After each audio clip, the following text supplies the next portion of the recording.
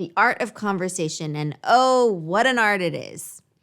In this communication lesson, I am sharing strategies for mastering conversation so that you can communicate confidently with anyone. That's right, with anyone. So if you're ready, let's get started.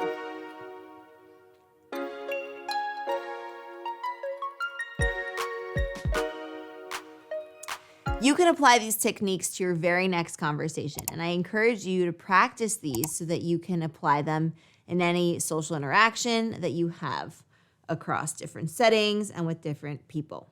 All right, so number one, discuss ideas.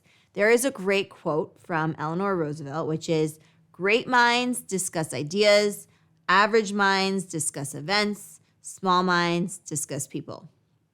How true is this statement? Think back to the most recent conversation that you've had with someone. What did you talk about? Did you talk about people? Did you talk about events? Did you talk about ideas? Talking about people is just gossip and it doesn't reflect well on you. We know that. Talking about events is not really that interesting. Maybe a little bit, but not that interesting. And talking about ideas is what really can ignite the spark of conversation and make it genuinely engaging and exhilarating, letting it ebb and flow and take you where it may. So focus on that. Ideas. Number two, build rapport. So rapport is the sense of closeness and familiarity that we have to people. And so we have naturally good rapport with people that we're close to already, or the people with whom we just click and we can't really explain why that is, right? Even if you just met them, you just click with them. That's rapport. You have natural rapport with this person. But when you don't have rapport with someone, it's not a hopeless case. When you don't click with them right off the bat, it just means that you're going to need to work a little bit extra hard to build that rapport. So this starts with creating a connection. Establishing a connection can be as simple as finding some overlapping interests. When you find common ground with the person, immediately you feel closer to them, right? One great way to build rapport is by talking about what interests you, because this will enable them to then let them talk about what interests them, and you'll find some overlapping themes and some commonalities between the two of you. The more rapport we have with someone, the better the relationship will be. And then generally, that is also true for the quality of the conversation and the interactions you have with that person going forward. They're going to be higher quality. Number three, vibe with them. This is about being on the same wavelength as they. To do this, mirror their body language, match their tone of voice, use similar pacing. And so in other words, be in sync with the person. And you don't have to do this in an obvious way or play Simon Says or, copy them, their every nonverbal communication, nothing like that. But you do want to do some mirroring. You do want to do some of that because that sends out the signal that you are starting to vibe. You are starting to be on the same page as they are, right? And you can also do that with what's being communicated. So the actual content of the message. So you're paying attention to what's being said is also how it is being communicated. For example, do they have sensitivities?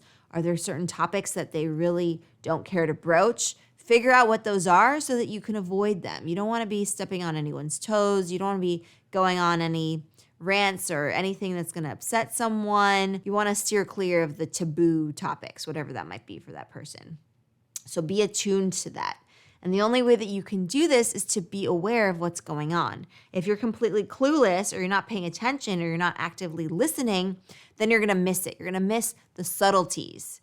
And the reality is that these things are not always verbally expressed. The subtleties are just these little nuances and these flickers that we have to be aware of and make sure that we're acting accordingly. 4, share with care. All right, so don't be an info hog. Be an information giver as well as an information receiver. This goes for exchanges of knowledge as well as for experiences. So for instance, you might share with them a new health protocol that you're following based on scientific research that you've read and you're really keen on trying it out, and so you are. So that's some information that you're sharing with them. And the hope is that they too will share something of similar merit with you as well.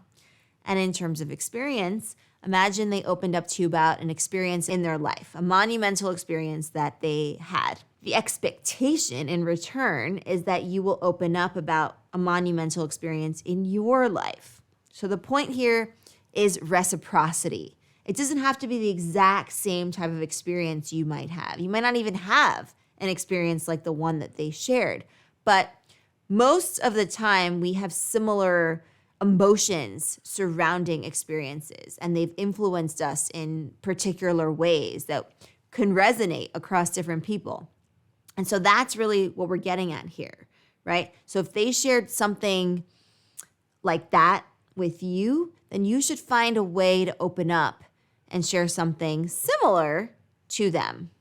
This is part of what creates the sacred bond of human connection. It establishes your trustworthiness as a friend and as someone who's reliable. You might even be a confidant for this person. So be sure to share with care. Number 5, listen more. Listening more than you speak is important when you want to master the art of conversation. Communication is a two-way street. So there needs to be a good mix of listening and speaking. If you're talking more than you're listening, then you are dominating the conversation. And if you're dominating the conversation, the other person is not going to feel like they want to open up to you if they're just listening to your soliloquy in a play rather than engaging with you in social interaction. When you remind yourself to listen more than you speak, you make it a mental note and you make that the focus so that you are sure that the other person gets to share as much as they like. If you get too wrapped into what you're saying and you get too excited about what you're saying, it's very easy to overtalk and dominate the conversation and then not let the other person get a word in edgewise. We all like to be listened to. And when you make a conscientious effort to really hear the person, they're going to notice that. They're going to notice that you're listening to what they have to say and that you want them to keep talking. And guess what? Another positive benefit from this is that it'll make them like you all the more for it. So those are the 5 communication strategies to master the art of conversation. Take it one at a time. Try out one of these strategies the next time you hop on the phone with someone or meet face-to-face. Focus on mastering one of these communication techniques each week. And then once you feel comfortable, you can add the next strategy and keep going from there.